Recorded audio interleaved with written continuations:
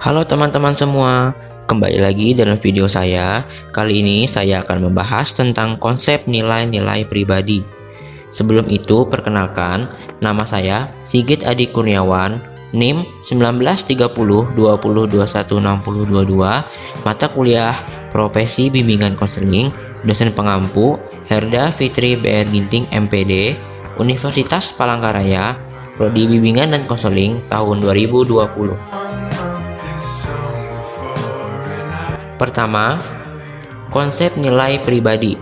Nilai-nilai atau values adalah suatu keyakinan seseorang tentang penghargaan terhadap suatu standar atau pegangan yang mengarah pada sikap atau perilaku seseorang.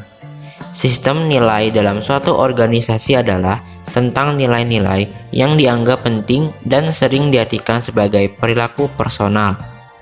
Nilai merupakan milik setiap pribadi yang mengatur langkah-langkah yang seharusnya dilakukan karena merupakan cetusan dari hati nurani yang dalam dan diperoleh sejak kecil. Selanjutnya, nilai dipengaruhi oleh lingkungan dan pendidikan. Yang dewasa ini mendapat perhatian khusus. Klasifikasi nilai-nilai adalah suatu proses di mana seseorang dapat menggunakannya untuk mengidentifikasi nilai-nilai mereka sendiri. Dalam Kamus Besar Bahasa Indonesia dikatakan, nilai adalah harga, hal-hal yang penting atau berguna bagi manusia. Sedangkan Frankel menyebutkan nilai sebagai standar penuntutan perilaku seseorang dalam menentukan apa yang indah, efisien, dan berharga tidaknya sesuatu. Misalnya bunga itu indah, perbuatan itu susila. Nilai indah dan susila dalam contoh merupakan sifat atau kualitas yang melekat pada bunga serta perbuatan. Selanjutnya, secara umum hubungan konseling dimaknai sebagai hubungan yang bersifat membantu. Artinya, pembimbing berusaha membantu terbimbing agar tumbuh, berkembang, sejahtera, dan mandiri. Sifat dari hubungan konseling adalah menghargai, terbuka, fungsional untuk menggali aspek-aspek tersembunyi seperti emosional, ide, sumber-sumber informasi, dan pengalaman dan potensi secara umum. Sofian S. Willis tahun 2004 menjelaskan sejumlah karakteristik dari hubungan konseling yang dapat membedakan antara hubungan konseling dengan relasi antar manusia biasa seperti yang terjadi dalam kehidupan sehari-hari. Selanjutnya, karakteristik yang dimaksud antara lain 1. Bersifat bermakna, yaitu maknanya adalah bahwa hubungan konseling mengandung harapan bagi konseli dan konselor, juga bertujuan yaitu tercapainya perkembangan konseli. 2. Bersifat efek.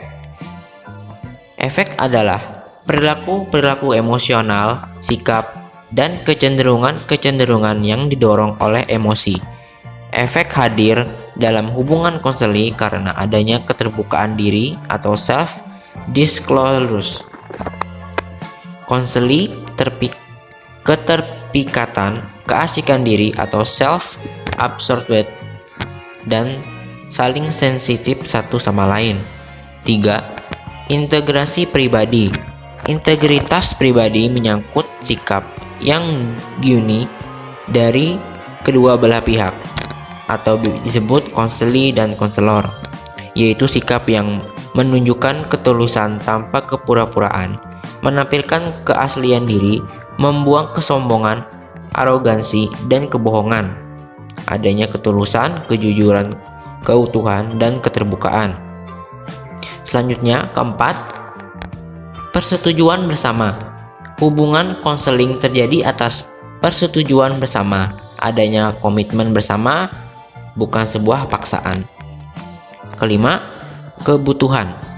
Hubungan konseling yang terjadi didasarkan atas faktor kebutuhan, yaitu kebutuhan konseling adalah hubungannya dengan persoalan yang tengah dihadapi. Maka hubungan konseling selalu bercolok pemecahan masalah atau problem solving. Keenam, Perubahan. Tujuan hubungan konseling adalah perubahan positif yang terjadi pada diri konseli. Misalnya, kemampuan konseli dalam mengatasi masalah, mampu melakukan penyesuaian diri, mampu mengembangkan diri secara optimal. Baik, sampai di sini penjelasan saya mengenai konsep nilai-nilai pribadi. Bila ada salah kata yang saya ucapkan, mohon dimaafkan. Sekian dan terima kasih.